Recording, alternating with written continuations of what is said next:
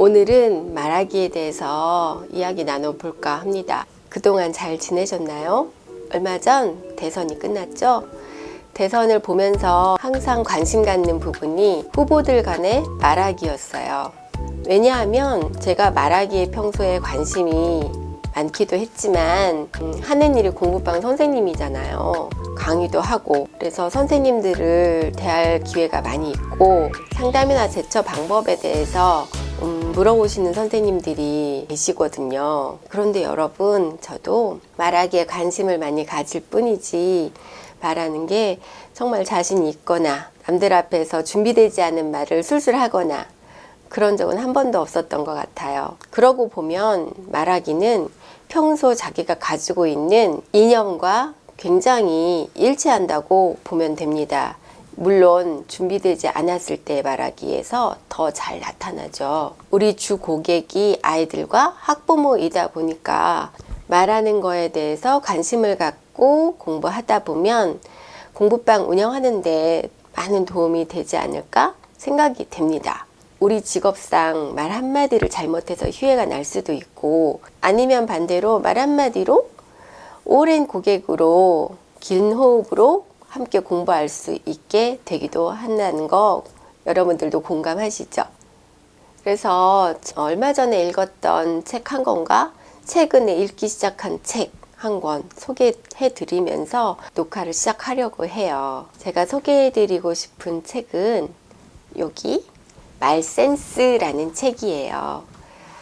이 책을 통해 저자는 16가지 테마로 말하는 센스에 대해서 적어 놓았는데요. 그 중에 우리가 정말 체감할 수 있는 몇 가지만 뽑아서 이야기 나눠 볼게요. 말센스 첫 번째, 주인공이 되고 싶은 욕구를 참아낸다입니다. 상대랑 대화를 나눌 때 하고 싶은 말을 하기에 늘 바쁘죠. 상대 이야기마저도 언제나 나와 결부시켜 얘기하는 거죠.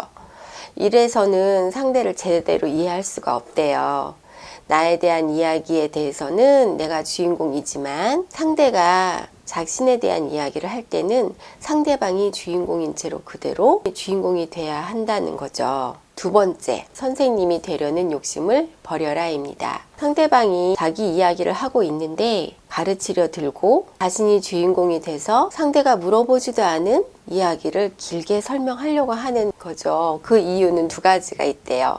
하나는 상대한테 충고나 조언을 함으로써 그 사람을 통제하려는 통제법, 다른 하나는 그렇게 함으로써 상대방으로부터 나를 인정받고 싶은 관심병, 두 가지라는 거죠. 또 한 가지는 대충 아는 것을 잘 아는 척하지 않는다. 가보지도 않은 여행지를 가본 것처럼 말하거나 먹어보지 않는 것을 먹어본 것처럼 말하거나 보지 않은 영화를 본 것처럼 말하는 거죠. 이 책에서는 모르는 것은 부끄러운 것이 아닌데 모르는 것을 아는 척하는 것이 진짜 부끄러운 거라고 하고 있습니다. 지난번 상담 이야기에서도 말씀드렸던 적이 있었던 것 같아요. 상담할 때 내 이야기를 하기보다는 상대방의 이야기를 귀 기울여 경청하라 라는 말씀 드린 적 있죠. 이 책에도 그대로 나와 있었어요. 귀가 아닌 마음으로 듣는다. 진정한 듣기는 수동적인 듣기가 아니라 능동적인 듣기라고 적혀 있어요. 능동적인 듣기는 상대방의 입장을 이해하기 위해서 듣는 거래요. 상대의 말뿐만 아니라 그 사람의 어조와 몸짓 하나하나를 잘 살피고 귀로만 듣지 말고 마음으로 듣는 거죠.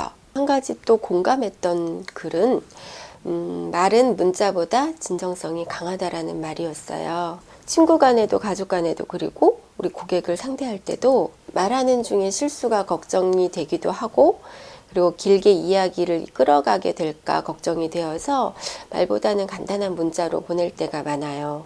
그런데 이 문자는 오해를 할 수 있는 소지가 아주 강하다는 걸 저도 종종 느끼게 됩니다. 말에는 그 사람의 어조가 묻어 있고 따뜻함이 묻어 있고 관심이 묻어 있어요. 그런데 글자에는 이모티콘 정도로밖에 나의 마음을 표현할 수가 없죠. 진정으로 그 사람을 위하는 마음이 들어 있는지는 문자로는 전할 수가 없기 때문입니다. 또 한 가지, 옳음보다는 친절함을 선택한다입니다. 일상적인 대화 목적은 옳은 것을 찾아내는 것이 아니죠. 모두에게 옳은 것은 없습니다.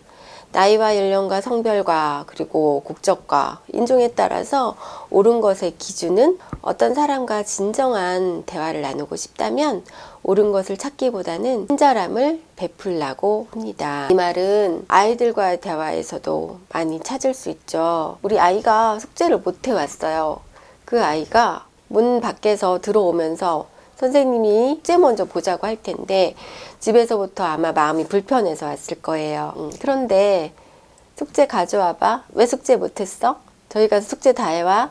숙제 해올 때까지 너와 수업 안 할 거야? 이렇게 말을 했다고 생각해 보세요. 물론 우리 공부방에서 단호함은 절대적으로 필요해요.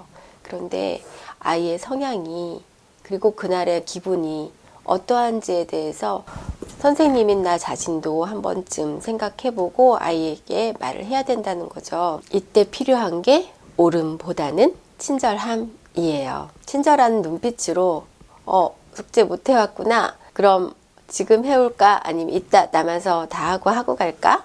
웃으면서 이야기한 것과 무섭게 말한 것과 아이에겐 그날 하루의 수업이 좌우됩니다. 공부방을 아이들과 운영하는데 가장 첫 번째가 아이들이 편안하고 기분 좋게 공부하고 가는 거예요. 하루 종일 지쳤을 아이들, 집에서 다시 공부방을 향하는 발걸음이 무거웠을 아이들 있을 거예요. 모든 아이들을 똑같이 옳음, 그름을 따져서 수업에 임한다면 아이의 행복한 수업이 이루어지지 않을 것 같아요. 저라면 친절한 선생님한테 가서 한 글자라도 배우고 싶습니다. 친절하다고 단호하지 않은 것은 결코 아니거든요. 혹시 말을 뱉어놓고 미안했던 적 있지 않으세요? 그 말은 하지 말았어야 했는데 라고 후회한 적 없으세요? 그렇다면 지금부터는 이렇게 한번 해보는 거예요. 바로 사과하기. 사과가 불가능한 일은 세상에 없다고 했습니다. 오히려 사과는 불가능한 일을 가능한 일로 만드는 유일한 대화법이라고 합니다. 공부하러 온 아이가 반복적으로 틀리는 문제가 있을 수 있어요. 그런데 선생님이 이걸 내가 몇 번이나 알려준 건데 또 틀려. 아직도 이해를 못해. 이렇게 말했을 때 선생님 마음도 불편하실 거예요. 그때 바로 선생님이 이렇게 말해서 미안해. 꼼꼼히 다시 들어보자. 이렇게 설명한 거. 학부모님의 클레임이 있을 때 정확하게 상황을 말한다는 것이 지나친 표현이 들어갈 수도 있어요. 그때 바로 어머님, 이 이야기는 제가 사과드립니다. 다시 설명을 드리겠습니다. 제 말의 요지는 이러이러한 겁니다 라고 정정해 드리는 거죠. 우리 고객들한테는 빠른 사과로 상황을 회복할 수 있는 기회를 놓쳐서는 절대 안 돼요. 이렇게 우리 일상에서, 직업에서 말하는 거는 그 무엇보다도 중요합니다.